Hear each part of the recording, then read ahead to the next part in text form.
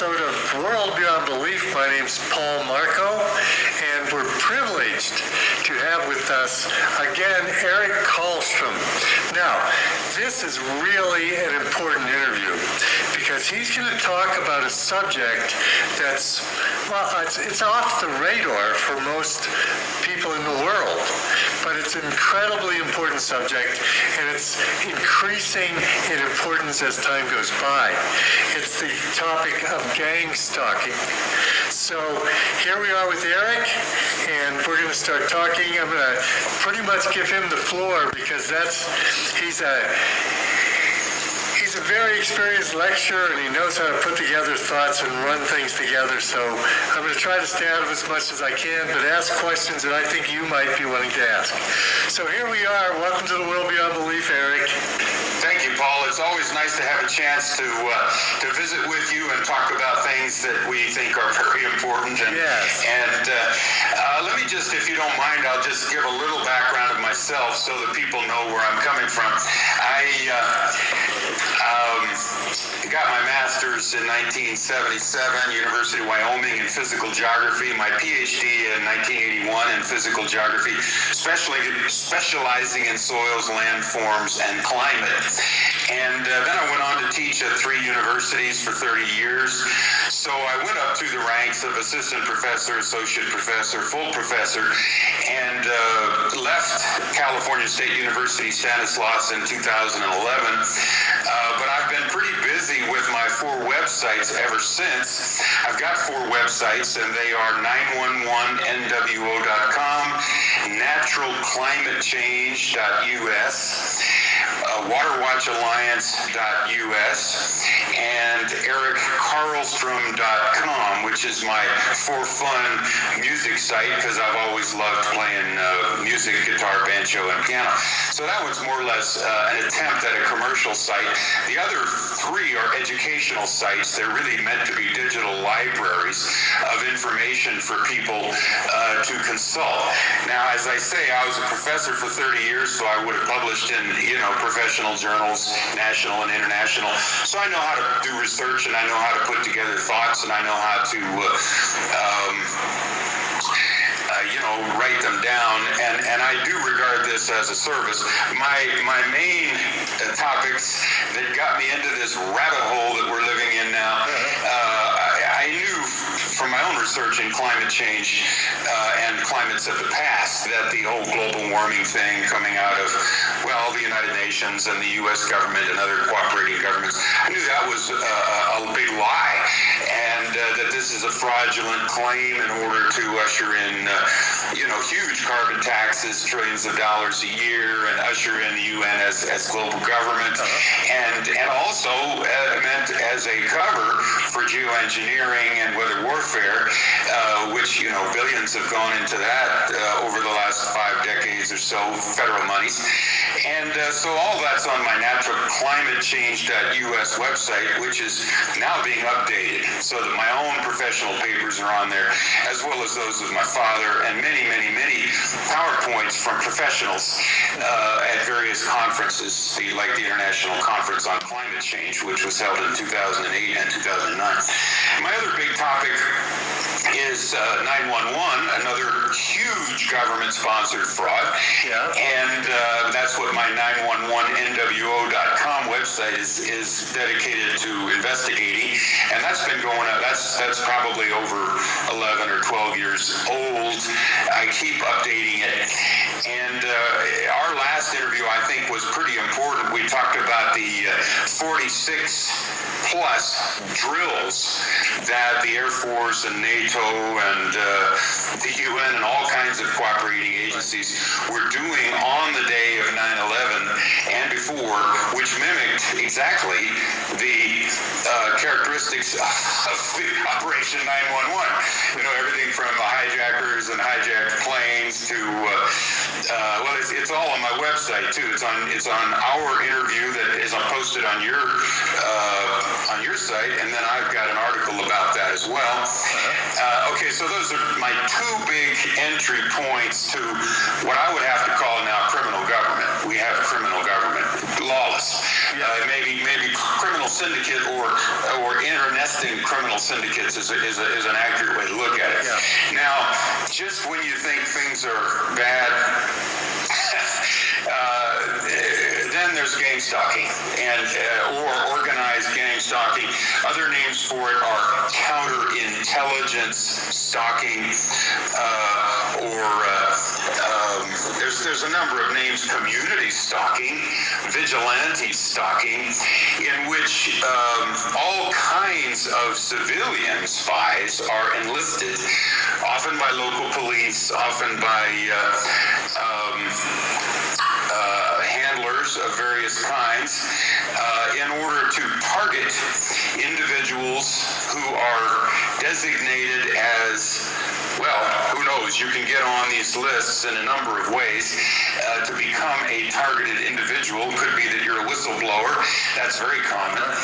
In other words, a way to neutralize people and eventually destroy the lives of people who are questioning the system. So perhaps it comes as no surprise then, with my history, I might myself be a targeted individual, and in fact that's the case.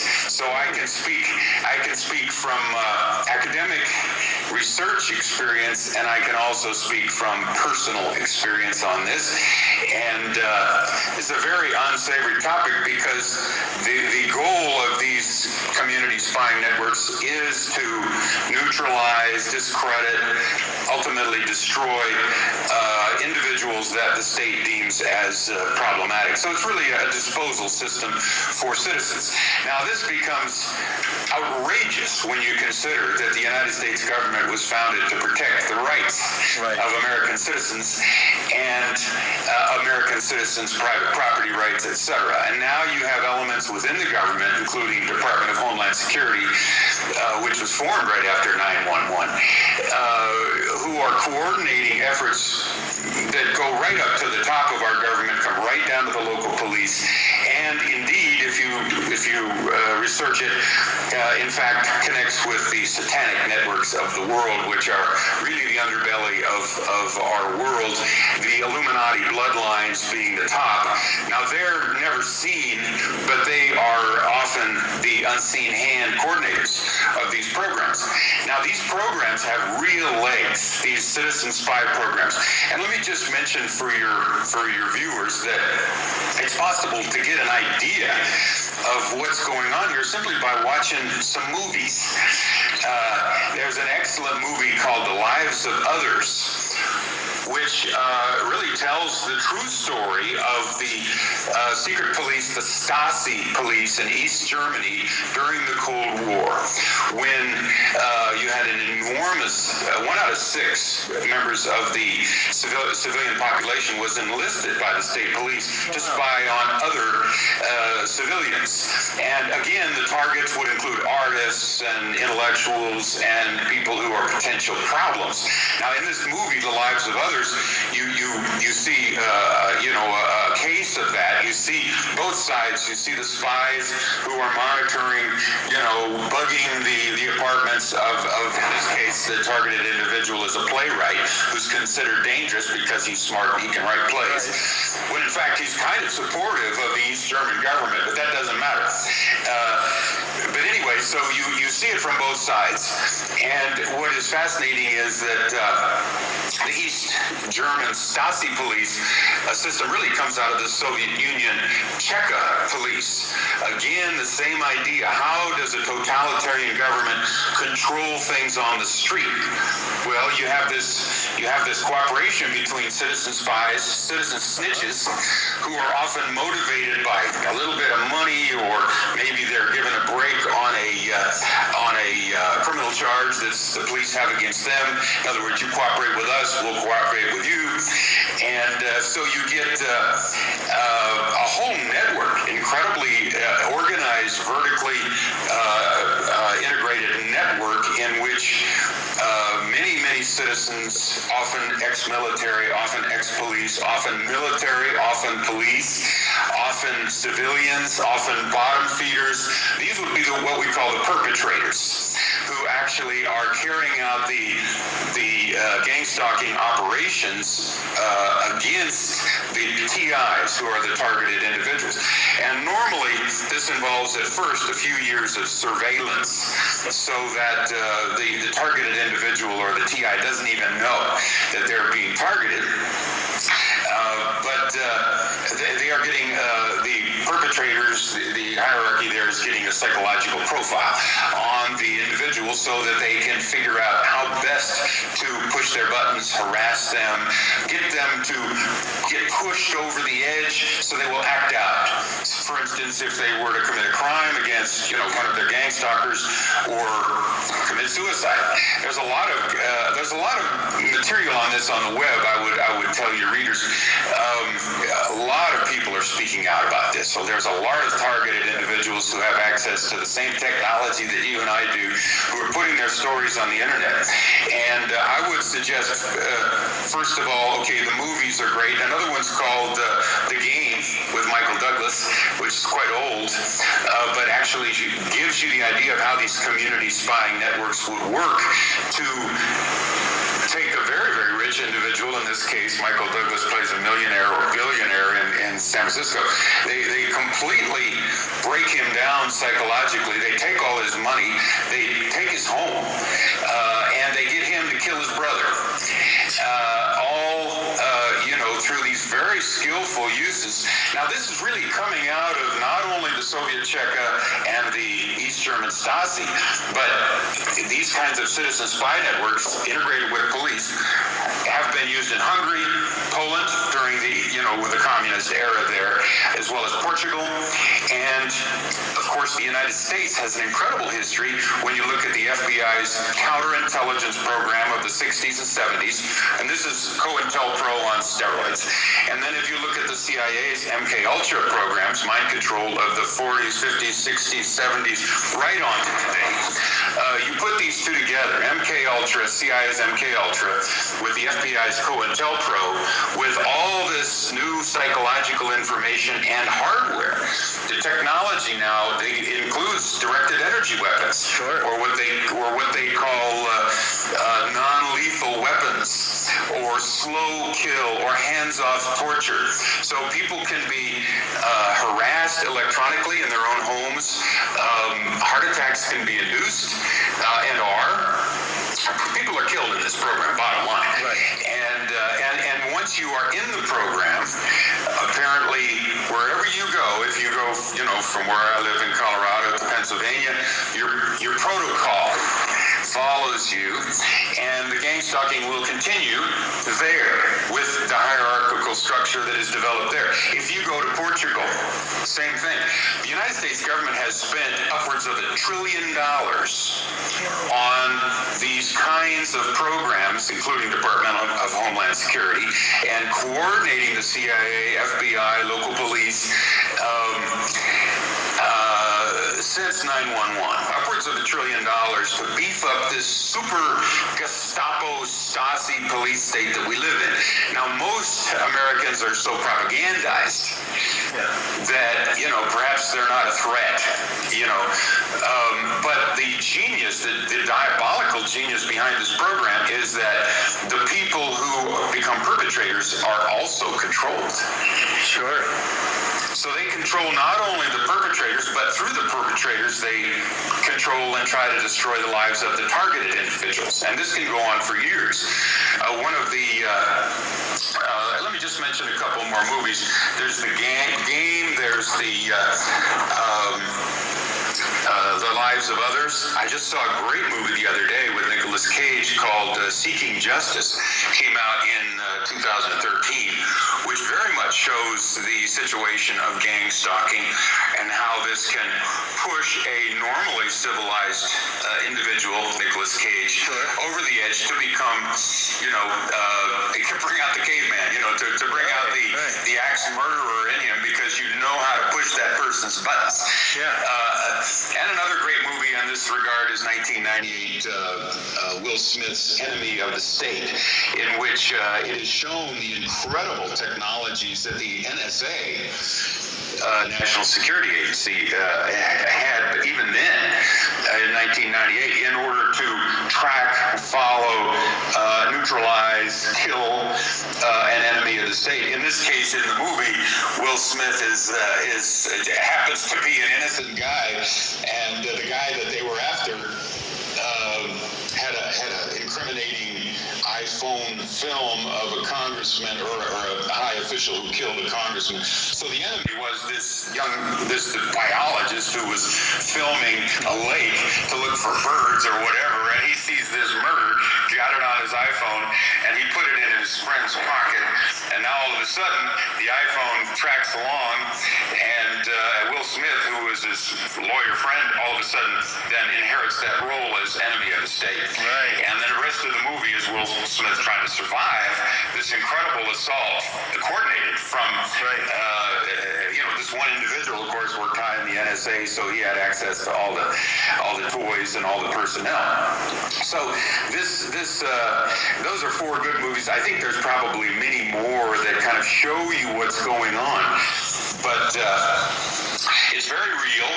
There's probably Department of Homeland Security spreads grants around to local police departments, and local fire, emergency responders, fire, police, ambulance people would often be enlisted to give it an air of respectability. And a lot of these perpetrators, are basically do-gooders, thinking that, oh my gosh, we got a terrorist. We've got to play ball with the powers that be. So basically, they're duped. Now remember the Stanley Milgram experiment, which we talked about earlier, which I think came from 71 or 61, it's way old. A Harvard psychology professor showed that in a controlled situation, if somebody in a lab coat, for instance, who looks authoritative and is, for instance, a doctor, will stand next to a subject who is actually being experimented on and telling him to go ahead and administer shocks to a third person behind a glass window. That third person is actually an actor, and so is the authority figure. But the subject, who has actually got a hand on the electronic controls, doesn't know that he's the subject. He just knows that the doctor, authority figure, is telling him, okay, they screwed up, give him a bigger shock. And this goes on to, and then of course the actor down there, writhing in pain and fake, but and then the authority figure says more, and 70% of the people that were tested, and this has been borne out in subsequent research, 70% of us human beings will listen to that authority figure and shock that third person party, even unto death, serious damage. So in other words, we're quite gullible.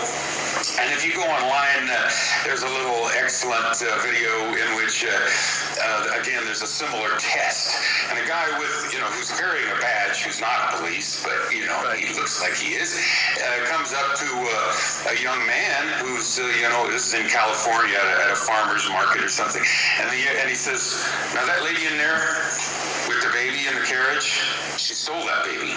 What I want you to do is go in there and get that baby carriage and bring it up to me. When she's not looking, just grab it. And so this young man, again, he's the subject. He's got a little kid. He wants to do what's right. The guy with a badge convinces him he's a cop. He pulls this out and convinces him that she's bad. So he goes in there. He takes out the carriage. Right. And then, of course, the truth comes out that the woman is just screaming at this actor or this subject who has just taken away her baby. So this is how, at least many people can be co-opted into participating. And ex-military guys, they're team players. I mean, I've been harassed by ex-military guys. But it's usually, lately, it's kind of, in a friendly way. But they're spies. They want to know where you're going. They want to know what you're doing. They're on their cell phones all the time and their iPads.